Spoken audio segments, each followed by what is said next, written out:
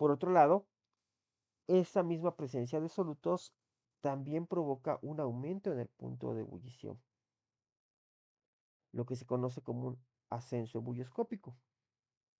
También va, es lo que liga a las otras dos propiedades, se va a dar por la adición de un soluto no volátil a un disolvente. Este disolvente, pues por ejemplo puede ser agua, el disolvente más común. Y bueno, ustedes pueden recordar que a nivel del mar el punto de ebullición normal del agua es 100 grados centígrados a una atmósfera de presión. Conforme esta atmósfera de presión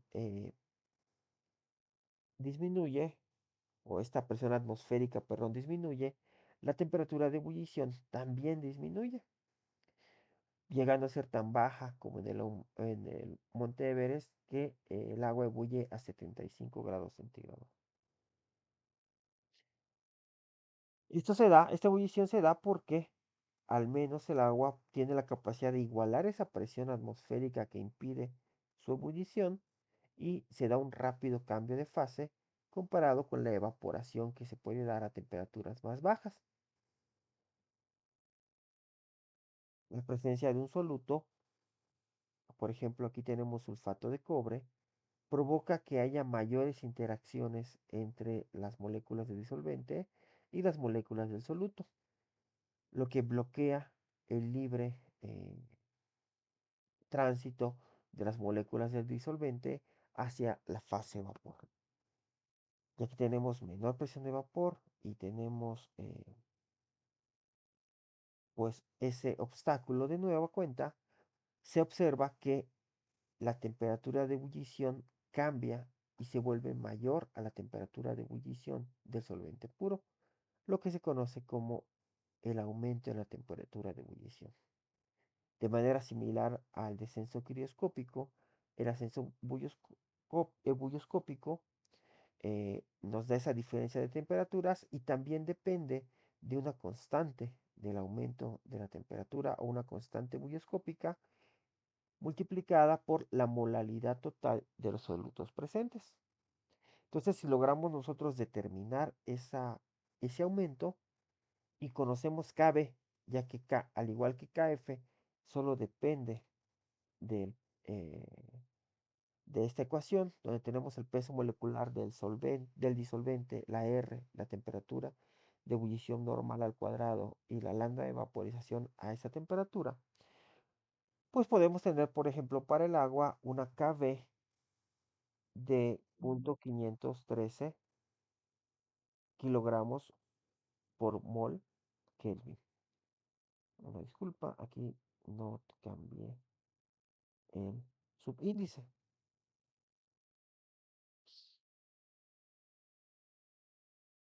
Y esta es una constante invariable para los diferentes disolventes que podemos utilizar.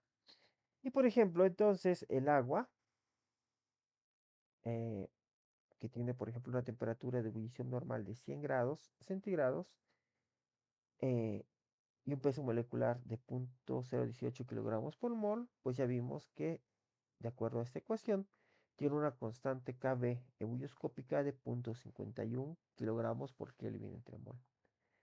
El metanol, el etanol, la acetona, el ácido acético manifiestan sus propias constantes ebullioscópicas. Si conocemos estas constantes ebullioscópicas y determinamos cuánto aumentó la temperatura de ebullición en un momento determinado, pues podemos conocer la concentración molar de nuestro soluto.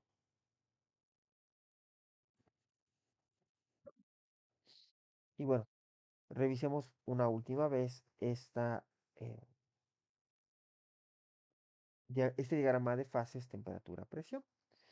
De nueva cuenta, recorremos líneas rojas representan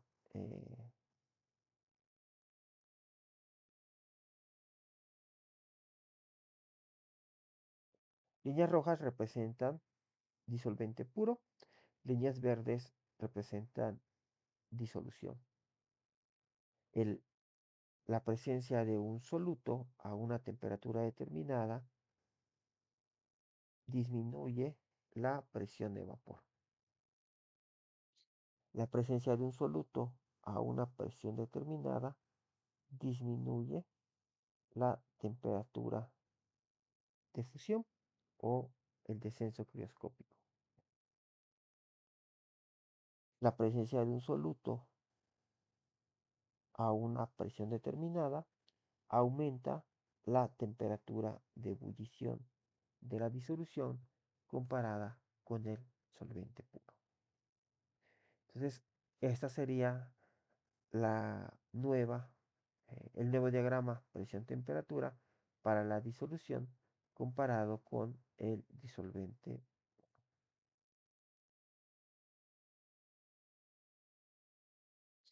Determinar estos cambios nos ayudan a determinar las concentraciones a las cuales se encuentran nuestras disoluciones. Entonces nos puede servir para caracterizar disoluciones desconocidas. Finalmente vamos a hablar de lo que es la presión osmótica. En general, los procesos de ósmosis son muy útiles en nuestro día a día, ya que permiten, por ejemplo, la utilización de sueros clínicos, la purificación del agua cuando hablamos de la ósmosis inversa, eh, la purificación de proteínas, también muchas de ellas se hacen por ósmosis. La concentración de solutos también se puede dar con ayuda de la ósmosis. La ósmosis básicamente consiste en que tenemos una membrana semipermeable. Esta membrana semipermeable va a separar dos cámaras, donde en una cámara tenemos una, un disolvente puro o en todo caso un disolvente con una concentración baja de soluto y del otro lado tenemos una disolución con una concentración de solutos mayor que la de la otra cámara. La membrana es impermeable a soluto. En este caso, por ejemplo, tenemos moléculas grandes de sucrosa que no pueden atravesar la membrana que separa estas dos cámaras. Sin embargo, las moléculas de agua son lo suficientemente pequeñas para viajar a través de la membrana. Como el potencial químico de este lado es diferente al potencial químico de la solución, vamos a llamarle el potencial químico de la solución diluida o de la disolución diluida, es diferente del potencial químico de la disolución concentrada, el agua viaja para poder restablecer el equilibrio de los potenciales químicos. Cuando viaja, bueno, a una vamos a llamarle a la solución menos concentrada, le vamos a llamar solución hipotónica. A la solución más concentrada le vamos a llamar solución hipertónica. Cuando viaja a través de la membrana semipermeable, este viaje se va a detener cuando lleguemos a soluciones isotónicas, que estarían representadas en este caso, en el que pues prácticamente en ambos lados de las cámaras separadas por la membrana semipermeable se alcanza la misma concentración. En este caso, por ejemplo, se ejemplifica que para que se alcance la misma concentración, la presión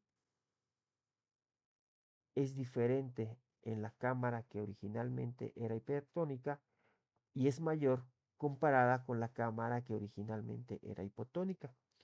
Este aumento en la presión al comparar las dos cámaras o esa diferencia de presión es lo que se conoce como la presión osmótica representada por pi.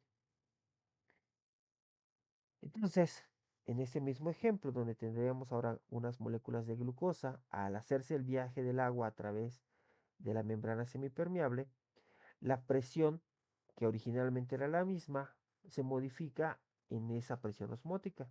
De manera que, por ejemplo, aquí tenemos que el agua tiene una presión P, pero después de la ósmosis, la disolución de glucosa tiene una presión P más pi.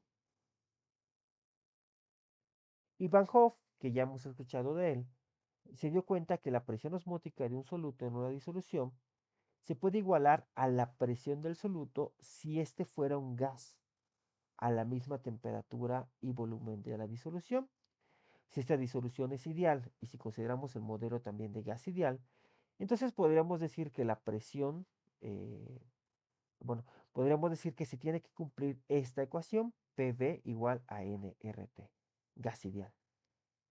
Pero esta presión, ahora Van Hoff dice que es la presión osmótica. De manera que podemos sustituir como la presión osmótica pi por el volumen va a ser igual a los moles de soluto por R por T.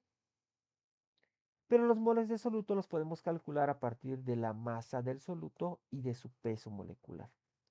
De donde podemos despejar peso molecular como masa de soluto por R por T entre presión osmótica por volumen.